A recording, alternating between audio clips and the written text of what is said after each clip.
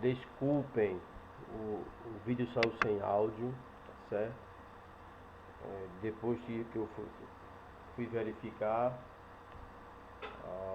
o microfone aqui do notebook estava desligado. Então foi o seguinte, a aula é a mesma, tá certo? Os slides são os mesmos, vou só colocar aqui o áudio, tá certo? Para vocês poderem fazer o acompanhamento. Bem,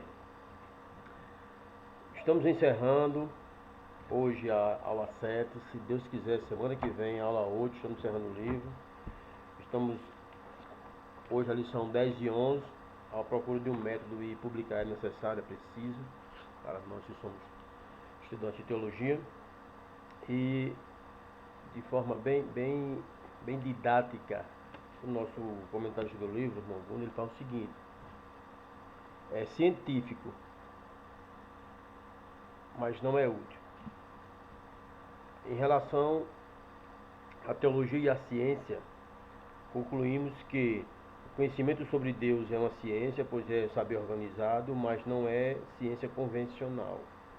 Algumas ferramentas que a ciência utiliza, nós teólogos também utilizamos. É comum, inclusive, em outras disciplinas, como história, como filosofia. E, diferentemente da ciência, que tem os seus limites, nós não podemos fazer essa comparação direta entre teologia e ciência, mesmo a teologia sendo uma ciência, porque temos estudos metodológicos, nós temos um saber organizado, mas a ciência ela esbarra em dois limites, que são os limites material e ideológico. Então, a ciência não domina todas as coisas, nem pode estudar tudo, ela está na trincheira da matéria e da ideologia. A ciência por si só não pode estudar tudo, ela vamos dizer assim, ela nada, ou muito pouco, ela dizer sobre Deus, sobre milagres, sobre fé. Pouca coisa mesmo. Deus está materialmente fora dos limites científicos. E os cientistas afirmam que o Criador não merece ser estudado. Então temos dois limites da ciência. Primeiro, o limite material. A ciência é aquilo que ela não pode estudar. O limite material da ciência é aquilo que ela não pode estudar. Está fora da sua competência. Então, Deus, milagre, fé, tudo isso está fora da competência da ciência. É impossível eles estudarem aquilo que não tem como ser comprovado cientificamente. E segundo, o limite ideológico. O limite ideológico da ciência é aquilo que ela não quer estudar. Então, é uma indisposição ideológica. Ela não quer estudar Deus, milagres, fé, por conta disso. Então, resumindo, está aí no slide. Deus está materialmente fora dos limites científicos, impossibilidade, e o cientista afirma que o Criador não merece ser estudado, que é a indisposição ideológica. Então, entre cientistas e teólogos, os eventos não podem ser reduzidos ou limitados aos fatores imediatos. Aqui serve para os dois, tanto para cientistas como teólogos também. Infelizmente, tem teólogo que quer extrapolar também esse limite. Então, evento algum pode ser reduzido ou limitado aos fatores imediatos a ele. Temos que ter uma perspectiva mais ampla, de contexto, para poder compreender. Sempre tem algo a mais para se explicar. Então, a ciência ela é capaz de descrições precisas, mas não nas explicações. Como assim? Ela não é competente nas explicações ou nas justificativas, né? Enquanto que descritivelmente ela é precisa. Na hora de explicar, na hora de fazer uma justificativa, ela não o é, certo? Exemplo, a origem do bóson de Height, que é a origem do universo, que eles dá uma descrição linda, bonita, mas a sua explicação ela não chega a uma conclusão desejada. Então, outro exemplo que nós temos de equívocos de abordagem materialista em relação à Bíblia, um padre alemão, o nome de Werner Keiler, ele tentou explicar a travessia do Mar Vermelho. Ele disse que só foi possível a travessia do Mar Vermelho por conta de três eventos, que é uma saliência da calha do Mar Vermelho, o vento era muito forte na ocasião e a maré estava baixa. Então, se você pegar, meu irmão, uma massa de 5 milhões de pessoas, chegar ao lugar indicado e ter que ter, né, essa calha do Mar Vermelho, esse vento tem que ter forte, a maré tem que estar baixa, aí sim é um milagre muito grande. 5 milhões de pessoas passaram durante todo esse percurso. Então, essa forma de encarar o sobrenatural é o que significa reduzir um evento a fatores imediatos que o provocaram. Então, nós não podemos fazer isso. O teólogo, ele não pode fazer isso de maneira nenhuma. Então, tem muitas coisas que podem ser explicadas, mas nem tudo pode ser explicado. E acabou a conversa. Aqui é coisa mesmo de fé.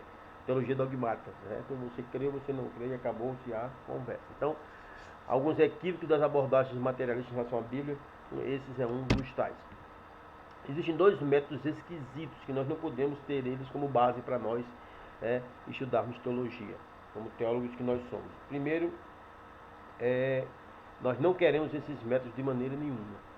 Então, uma ciência não está nos fatos, mas na relação entre esses fatos.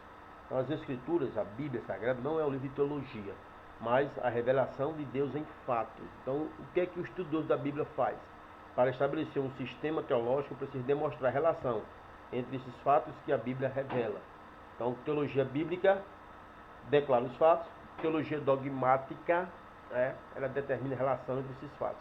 E é essa relação que nós, teólogos, estudamos. E tem esses métodos que nós não queremos de forma nenhuma tê-los como nosso orientador, nosso indicador de fazer teologia, que é o método especulativo, a mera especulação, já que nós temos a convicção de que Deus quer que nós aprendamos e o conheçamos, aprender a conhecê-lo tanto na graça como no conhecimento.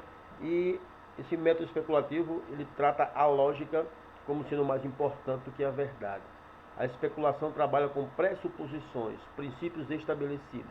Para o teólogo especulativo existe uma revelação sobrenatural nas Escrituras, mas é preciso ressaltar que as Escrituras são a revelação de Deus. Então, o alvo da teologia especulativa não é a verdade, mas a lógica. A qualquer custo, eles deduzem, baseado naqueles que eles leem. É mais ou menos assim, qualquer semelhança aqui é mera coincidência. Eu leio um texto e digo assim, na minha cabeça, eu estou achando, eu estou pensando, eu acredito que deva ser assim. Então, essa especulação, nós não trabalhamos com ela, é um método que nós rejeitamos, tá certo? O alvo da teologia da especulação não é a verdade, é a lógica, e nós não queremos isso para a nossa teologia. Segundo, é o método místico. O sentimento é mais importante do que a verdade. Então, qual é o principal erro do método místico, do misticismo? É não depender da Bíblia para compreender a Bíblia, tá certo? Eles simplesmente pegam um texto, certo? E dizem assim, quem lê que sinta o que eu estou sentindo. E faz aquelas as suas coreografias nos púlpitos, faz as suas sonoplastias, estou sentindo Deus aqui, como se fosse algo assim, de acaba chegar assim, fiquei todo arrepiado agora. Jesus está nesse lugar. Temos que ter muito cuidado, meu irmão. Mesmo pentecostais como nós somos, tudo e qualquer doutrina, qualquer coisa que nós venhamos a fazer, falar, pensar, tem que estar respaldado pelas Escrituras. Muito, mas muito cuidado mesmo. Então, o misticista apresenta as coisas que sente como mais valiosas do que aquilo que a Escritura diz. O que ele acha, o que ele acredita, está dentro do especulativo, e o que ele sente dentro do misticismo. Os dois métodos que nós não queremos de maneira nenhuma. Qual é o método que nós queremos estudar? Aí, o nosso autor do livro, ele chama como método para chamar de nosso, que é a indução teológica. É um método de pesquisa que observa as ocorrências e os eventos particulares com a finalidade de criar regras gerais de previsão ou explicação. É mais ou menos assim, a indução, ela caminha do individual para o geral, do mínimo para o máximo. Ela pega um evento e transforma numa lei. É assim que acontece no método de indução teológica. Então, o nosso querido professor, inclusive, já coloca aí Sherlock Holmes como detetive, que usava esse método, pensamento indutivo. Só que, mesmo sendo um pensamento criterioso, pode levar a uma conclusão equivocada, tá certo? Então, qual é o perigo desse método indutivo? É quando você vai para uma né, indução, vamos dizer assim, né, é bem rasteiro mesmo, bem rasteiro mesmo. Uma indução simplista, né? Uma indução simples, ela pode sim é, é, nos levar a equívocos. Por quê? Porque ela trabalha muito com a previsibilidade e desconsidera o contexto. Uma indução simples. Por que eu estou dizendo isso? Porque dentro das páginas 165, 166 e 167, nós temos aqui o nosso comentário dando, né, as regras legitimadoras do estudo indutivo, que são as proposições a serem observadas. Ele coloca aqui 34, certo? Passagens bíblicas sobre curas. A segunda regra, a ampla variedade de condições, essas 34 ocorrências na Bíblia, como aconteceram, quantas eram do sexo feminino, quantas do sexo masculino, que tipo de doença foi curada, por quem se deu esse milagre, essa cura, se foi por Deus, Jesus, algum homem, apóstolo, profeta. Depois que você sintetiza isso, aí vem a terceira regra, que é a não contradição de leis universais. Tudo aquilo que nós estamos vendo não pode se contradizer com aquilo que é estabelecido como lei universal. Depois que você pega todas essas regras legitimadoras, aí você sai da indução para a dedução. É aí onde entram as premissas. Mesmo sendo verdadeiras, não garante conclusões corretas. Exemplo, eu pego agora essas 34 proposições ou textos de cura na Bíblia e digo assim: todos os doentes das 34 foram curados pelo poder de Deus. Amém? Tá certo. Certíssimo. Agora, a segunda premissa: eu recebi o poder de Deus. Por quê? Se foi curado pelo poder de Deus, então eu recebi o poder de Deus. Está correta a premissa? Está certa. Agora, quando eu pegar as duas premissas que são verdadeiras, vem agora a minha conclusão. Eu chego à seguinte conclusão: eu posso provocar a cura de qualquer doente. Isso é verdade? Não. As premissas são verdadeiras, mas a conclusão está equivocada. Por quê? Nem todos na Bíblia que solicitaram a cura divina foram curados. Paulo, por exemplo, não foi curado. Orou por 3 vezes, mas Deus não curou do seu espinho na carne. Então, muitas vezes nós recorremos à indução simples e acabamos com as premissas verdadeiras, mas com conclusão que não é correta, que não é verdadeira. Então, a indução simples é traiçoeira porque aposta na previsibilidade. Isso é nocivo para o estudante de teologia. Então, não podemos desconsiderar o contexto jamais. Então, qual é o método que eu vou utilizar, professor? O método é de indução teológica orientada ao contexto. Então, o contexto tem que ser muito bem observado. Eu pego uma oração, uma proposição, por exemplo, da cura do cego. Está lá em João, capítulo 9, versículo 1 ao 7. Aquele cego. Eu tenho que olhar o contexto. Não posso chegar assim: Jesus chegou, curou o cego e pronto.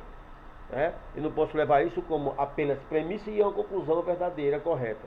Então eu tenho que verificar o contexto. E para verificar o contexto, eu tenho que fazer muitas perguntas até chegar em uma verdade.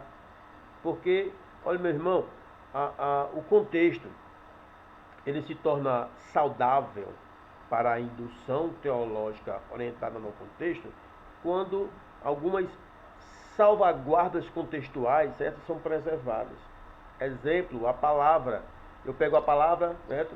Cura, beleza. Agora, a frase em que ela está inserida.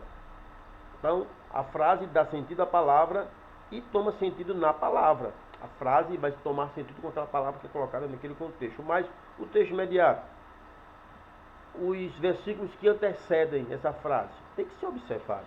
Não apenas as que antecedem, mas também as posteriores a ela. É o contexto geral. E também tem que olhar o livro que está inserido. Por quê? Aquele livro apresenta os elementos críticos internos do texto. Quem foi que escreveu, para quem ele escreveu, o recorte temporal, a época que aconteceu, algumas particularidades. Tudo isso tem que ser observado antes de me levar a deduzir se minhas premissas vão levar a uma conclusão correta. A Bíblia como um todo, a história e a cultura da época daquilo que foi escrito, a literalidade, se aquilo é literal ou não, tudo isso tem que ser observado. Então, o que nós temos é um método de indução teológica orientada ao contexto, o que vai me dar respaldo se eu estou realmente levando uma conclusão correta, uma dedução correta daquilo que eu tratei como premissa da minha indução. Tá certo? Então, a elaboração das premissas, elas são criadas a partir da tabulação de dados coletados mediante a observação. E são sempre consideradas de forma hipoteticamente verdadeiras. Tá certo? Então, eu pego as proposições, o maior número possíveis, o autor colocou aqui 34, a ampla variedade de condições delas, quando as pessoas foram curadas do sexo masculino, o local que se deu, todos foram curados, quem foi o autor da cura foi Deus, Jesus, ou um apóstolo, ou um profeta. Tudo isso tem que ser colocado e, por fim, ela não deve contradizer as leis universais. Por que que nós preferimos essa indução? Porque o raciocínio dedutivo lógico é construído sobre base do resultado indutivo. Primeiro eu pego o texto, ele vai me mostrar algo para depois eu trazer a dedução. Então, a importância da indução teológica orientada ao contexto é justamente essa. Não podemos também pegar a indução simples, que é traiçoeira, né? Nós devemos afirmar categoricamente uma conclusão, mas para que isso seja uma verdade, temos que esgotar todas as possibilidades, tá certo? Então, a indução teológica simples desconsidera a totalidade da mensagem. O contexto imediato eles desconsideram. Por isso, o teólogo deve trabalhar as suas pesquisas sem ignorar a totalidade da mensagem bíblica, do contexto que aquela mensagem está inserida, né? O que nós chamamos de espiral hermenêutica. Partindo do ciclo menor e interior, vamos ao maior e externo, progredindo contexto após contexto, tá certo? Vou repetir, não é a prova de erros, mas é a mais acertada que nós podemos tomar, tá certo? Porque o ponto inicial da indução teológica orientada ao contexto é a observação, tá bom? Ela não parte de uma ideia estabelecida sobre os fatos, mas pelos fatos que ali existem, vai em busca das ideias. E assim nós chegamos ao texto com algumas perguntas, depois de elencar as proposições. O que está acontecendo? Essa questão envolve uma descrição empírica do tempo e é respondida pela teologia da história. Então tem aqui as quatro verdades. As quatro verdades que nós temos que estudar isso. Deixa eu passar aqui. Tá aqui. Certo? Cada uma delas, 4 importantes questões, não pode ser perdido de vistas. Cada uma delas é tratada por uma das 4 grandes áreas da teologia abordada na unidade 3, são os pilares da teologia, que está acontecendo, teologia da história. Segunda, por que está acontecendo? Esta grande indagação demanda a interpretação dos fatos segundo a Bíblia, teologia exegética. Terceira pergunta, o que deveria estar acontecendo? Esta etapa requer uma normatização capaz de indicar o estado ideal das coisas. Quem faz isso? A teologia dogmática. Por fim, como reagir ao que está acontecendo? Este é o momento em que a teologia toca a vida das pessoas, o que acontece por intermédio da apologética ou da pragmática, é a área da teologia destinada a essa indagação, a teologia prática. Então, existe uma correlação entre os 4 pilares da teologia, para que nós possamos entrar a fundo, voltando aqui o slide, tá certo? A indução teológica orientada ao contexto. Vou repetir, não é inerrante, né? Não é 100%, mas favorece a observação, contribuindo para a dedução, e isso é altamente salutar para todos nós. Então, vamos ter esse cuidado quando formos estudar, vamos esquecer os métodos equivocados que não nos competem, né? Está centrado neles e vamos para o método indutivo teológico voltado ao contexto, tá bom? E a lição de número 11, nós vamos tratar sobre publicar é preciso. Segundo o nosso orientador do texto, do livro, a primeira obra a ser publicada depois que a imprensa foi inventada foi a Bíblia. Os reformadores se beneficiaram dessa invenção. Por causa dela, Lutero espalhou as 95 teses rapidamente em todo o mundo. E nos dias atuais também é preciso publicar, mas com critério e responsabilidade. Alguns homens que publicou obras que, se não fossem publicadas, nós não teríamos nada de conhecimento acerca do que eles pensavam, do que eles debatiam, do que eles falavam. Por exemplo, Aristóteles. Aristóteles ele foi o mentor de Alexandre Magno. Ele tinha uma profundidade de pensamento muito profunda, tá certo? Ele falava sobre ética, astronomia, coisas relevantes para o nosso contexto. E ele pensou, ele falou, discorreu, discutiu, porém quase nada escreveu.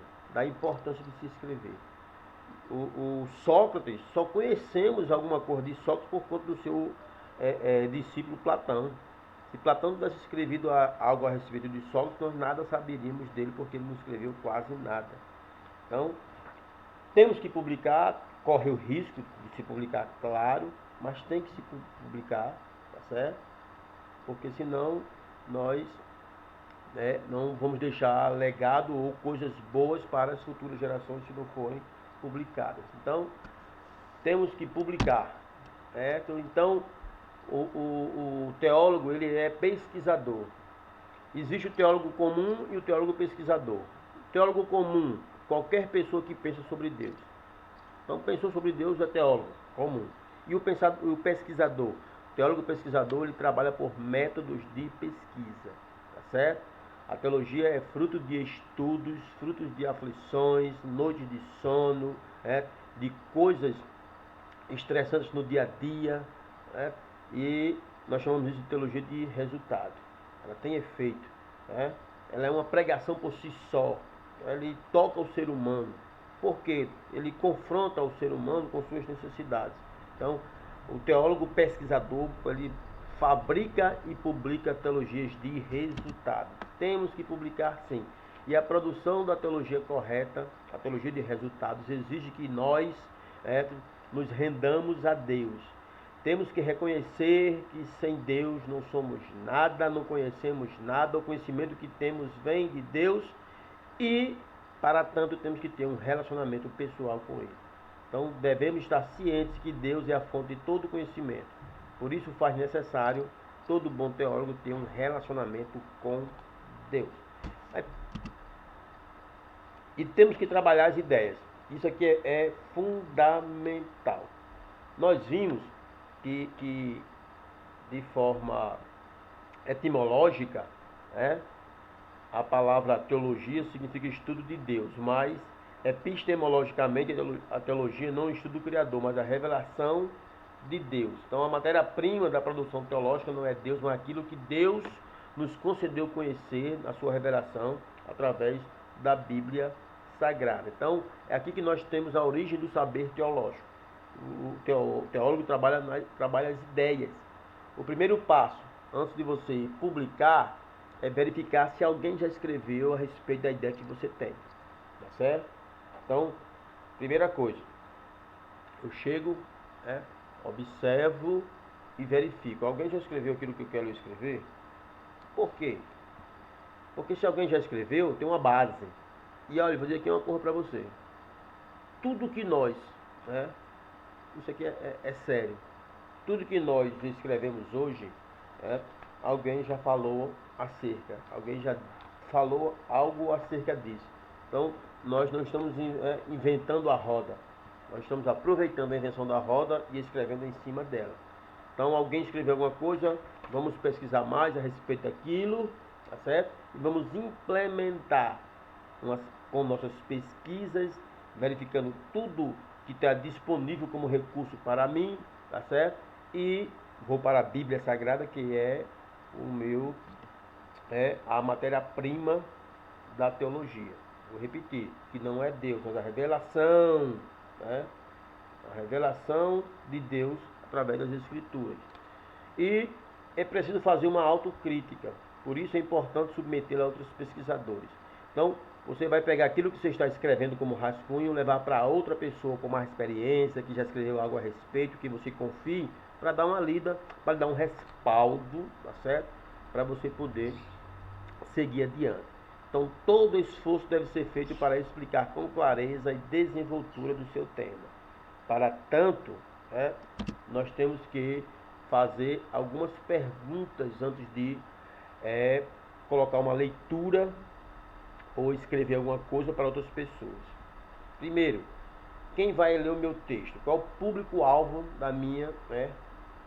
daquilo do meu texto, daquilo que eu vou escrever? Aí eu já identifiquei meu público-alvo. Agora eu tenho que ser conciso, direto e claro naquilo que eu quero falar para o meu público-alvo. E sempre indicar referências. Nós não somos pais das ideias. Por mais original que a ideia seja, ela sempre parte de algum lugar, está ligada a conclusões anteriores. Então, indique a referência de onde você está tirando todo o subsídio de suas pesquisas. E vou repetir, faça uma revisão prévia, chame alguém de sua confiança que já escreveu sobre o assunto, que tem mais experiência, para fazer uma revisada básica, mais profunda, para depois você publicar. Isso faz toda uma diferença. Por quê? Como diz o nosso autor do livro, Gunnar, ele diz assim, que a produção teológica tem seu luxo. Tem obras aí, irmão, que vale a pena você ler, mas também tem seu lixo. Tem obras que misericórdia. Bom, então, quem vai ler o seu texto, você vai fazer a pergunta: eu quero ser teólogo para quem? Eu quero ser teólogo para quê? Determinar, para quem você vai escrever. Ser conciso, tá certo? Ser direto, esclarecedor naquilo que quer falar. Tem alguns aí, irmãos, que misericórdia. Tem pessoas aí que escrevem, irmãos, com muita profundidade. Mas profundidade não tem nada a ver com obscuridade. Você enrolar com palavras técnicas rebuscadas, certo?